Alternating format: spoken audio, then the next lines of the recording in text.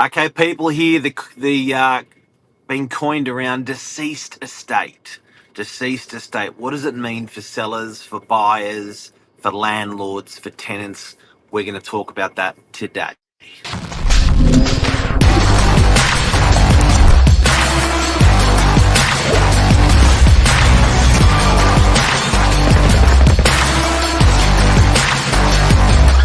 I'm the ringleader, so listen up. Good morning. Good morning. Hi, Claire Witt here, famous property manager on the Northern Beaches, property Please. manager for almost 20 years. Welcome to the show. Thank you. Woo! Let's hype it up this morning. Oh, so Cleo, this is a topic of your choice this morning. Yeah. Why do you want to talk about this? Look, I think every Thursday that I do topics, it's usually what's gone on in my week in property management. And we've recently had a tenant who unfortunately has passed away in the property. He was a man in his late 50s, I think, and he wasn't well. The issue that I have from a property management perspective is that he's got no next of kin, which is really sad. There's no family, and we can't get a hold of anybody to know what to do with his belongings. So as much as he didn't have a lot of stuff, there's personal items, there's things that you would normally want to keep if you're a family member or a friend. So we are just trying to navigate through this and trying to find out what we can do with everything. So it's been a bit tough. So when he filled out, God bless him, rest his soul. When he filled out the application for moving into the property, that's where you normally write, next of like kin would be, mother, brother, friend, whatever on there. It's true, and it can't be overlooked. In that part of the application, it is important for things like anything can arise in the property. So yeah, that part he did fill in, but it was just a family friend and someone that we can't get in touch with. We've tried calling, we've left messages. In fact, the police went to the property to do a welfare check, and they were the ones who told us that they even exhausted all avenues on their side in trying to find someone that they could contact. Wow. Yeah. Wow. So, from a property manager's perspective, what do you do now? So Look, you would have to tell prospective tenants coming through that had happened in the property. if it's from natural causes, not really. Like if it wasn't like a murder or a suspicious crime related death, I don't believe we do. Like people, the elderly, that pass away, if you were lucky restfully in your sleep, you don't know about all of those people that have died in every property. It's more so if there's been like a drug overdose or a murder or something like that you need to disclose it. Yep. There's also the process of forensic cleaning, so you do have to have a forensic clean done, which the owner is required to pay for, just to sanitize the apartment. For whatever reason they do that. Sometimes a body might not be found for weeks, and so there's special forensic cleaners that deal with that come in and sanitize everything. So you can just then re-let the property. Our tenant, he passed away on the couch. Like it was like pretty much, I would say, within a day or hours the police came in. They do always knock the door down, so the doors excuse me, the stratified door always gets damaged. The lock will need to be replaced, the door will need to be repaired, but I mean that's the least of anyone's worries. But just so you know, It's that's part of it. usually, yeah, if it's especially at night, it's not if we were advised, we would have gone and obviously opened the door with our office set of keys. Like we had no idea until later, so the door And would then, get fixed. so this is part of a job of a property manager, and it's part that, it's like, it's sort of like, well, why would you talk about this? Well, it's what we do on the show. We talk about the highs, the lows, the everything that we do in our work. Um, so this is part. So over 20 years, this is something you've done. Sort of, does it happen a lot? No, it's not something that I've done a lot, especially being we're very fortunate where we live, and we're all part of a very good community on the northern beaches, and family usually and friends are involved, and it's very rare that we're in a position like we are now where you have no one and you're just dealing as if you are the next of kin. How respectfully would you finalize someone's life and things. But I have done maybe 2 or 3, which isn't a lot. Nothing where there's been a suspicious suspicious circumstances of the tenant passing. I do know other property managers have been unfortunate enough to have dealt with something like that, either be drug related or whatever, but I thankfully have not. I did have one where the tenant had passed away, and had hurt themselves in the property, so they created a bit of mess, but it wasn't that it was it wasn't that it was malicious of any kind. It was just that person. And the brother came to the office. He sorted everything, belongings, cleaning.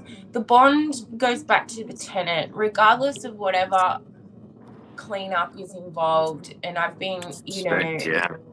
yeah, there's a level of respect there where the owner is not going to gouge the tenant for bond money if there's something that's broken as a result of their passing or whatever. I've Yeah. always had, respectful clients that say, you know what, give it to the family. They're going to need help because, funerals are expensive, all of that sort of stuff, and so on that side of things, also rent, you can't charge rent, like even though the property might still be in habitation while you're getting rid of things. Once the tenant's passed from that date, you can't charge any more rent. So if Yep. you're an owner and your tenant's unfortunately passed away, and there is a period of cleanup, that goes part of it, being a landlord. Yeah, it is. So our tenants pay to the end of the month.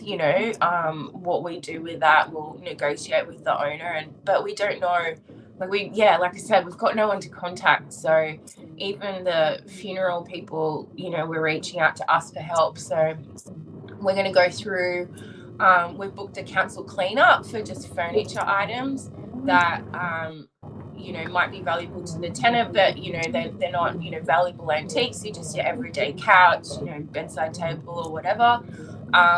But we're going to have to go through now with the box and things and put all personal things, anything with the tenant's name, any letters, any photographs, anything like that, we will pack away for him and store them for a little bit, until we find someone that might, want to keep those things. So Claire, from the landlord's perspective, like, you must get different responses. Do they sort of end up selling the property and saying, look, this has been too heavy for me? Do they end up just reletting the property and uh, finding a new tenant, sort of thing? Or how does a landlord normally handle this? Look, I'm not sure in regards to if you're self-managing, but if you're managing, your property's managed by an agent, they usually leave it all up to us to relet and go through that process. Yeah. The landlord's involvement is quite minimal. It's more just deciding on, how quick to proceed thereafter. Some owners will sell their property. I don't know whether the tenant passing in the property is a deciding factor. It must be something that they might have had in the pipeline anyway. But Yeah. I know you would deal more with deceased estates when it's a time for, the sales side of it. But from PM, it's usually back to business, find a new tenant, and move on. And when it comes to selling, and people buying sort of to say so our exposure is probably the most. I've had a circumstance which was in Curl, where it was auction day, and something happened with the tenant, so we had to move the auction to the office. And then when we moved the auction to the office, we told everyone. And the guy that bought the property was an ambulance officer. Oh wow, what are the chances? Yeah. Didn't phase him at all, that something happened. But I think with estates, if you ever see it being marketed that it's a deceased estate from a selling agent, generally it doesn't mean that the person it passed at the property. It just could mean Yeah. it was in the person's estate. It could have been that person's investment property, and they could have had two investment properties and they're selling them. But often there's sometimes a requirement from lawyers to notify people that it's a deceased estate. Most of the time there's not. Some people feel, from a buyer's perspective, some people feel like um, it's a definite sale, so they feel like it's a good thing to buy because this is definitely going to be sold. It's not something that people are going to stay in for another, oh, we won't sell it, we'll take it off the market, sell it 2 years later. It's normally for definite sale. So people know they're serious sellers when they see a deceased estate. It will say, if you're not actually told, it will say on the contract for sale when you ask for it, estate of the late, on the front page of the contract. Or sometimes it can have passed to the people that are the The family members, executives. the executors or beneficiaries that could have passed to, so it won't appear in the contract. But Yeah. that's a little bit about estate purchases and estate sales. It's a bit about estate tenancy properties. Anything else you want to add there, Cleos? Oh, look, I was just going to say, when you're talking about sales, some people think they're going to get a bargain when they buy a deceased estate. I don't know why, that it's going to be a good, it's going to be cheaper than a normal sale. Is that because it's quick, or I don't, it's a misconception, isn't it? I think it's for the component of it that it's a definite sale. I Yeah. think makes people feel like there's value, like it's no one's going to be putting sort of 10% on top and not selling it for that reason. Like it's serious business. Yeah. It's going to be done. So I think that's attractive to people. And yeah, I think that there is that association that they're going to get a bit of a bargain out there when they see an estate sale. Look, I even if you look at antiques, when you see an antique sale with and it's the estate of something, it's like, oh wow, that let's go and have a look. You Yeah. see it in That neighbourhoods I and love stuff. So, that. yeah, There's, there's stuff. This there's, looks like there's, some of the stuff in your garage. I know. It's so true. But yeah, Is that another piece of furniture behind you?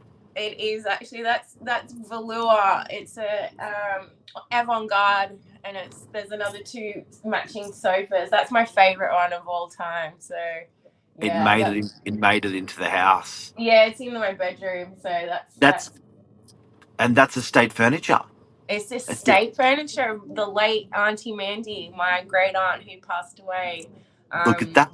Look at that. Look at that. I know. But yeah, like, I guess the stuff is another big thing. The stuff, you can't just chuck people's things out. You can't just go, okay, well, they're past now, get rid of it all. There's a process. You can get an abandoned good order, but it's not abandoned, they've passed. So it's completely different. Your main thing is to negotiate with the friends and family, see how they're going to, finalize everything and give them that time, and respectfully so. But yeah, with this particular case, where we're learning as we go, and it will be a bit of time before we finalise this tenancy. What's Lisa saying? She said having an experienced property manager like Cleo is critical. Thank you, Lise, and She congrats says, on the Reb Awards. Well "Oh, deserved. congratulations, Lise." She said we do need to disclose if someone has passed away in the property sales.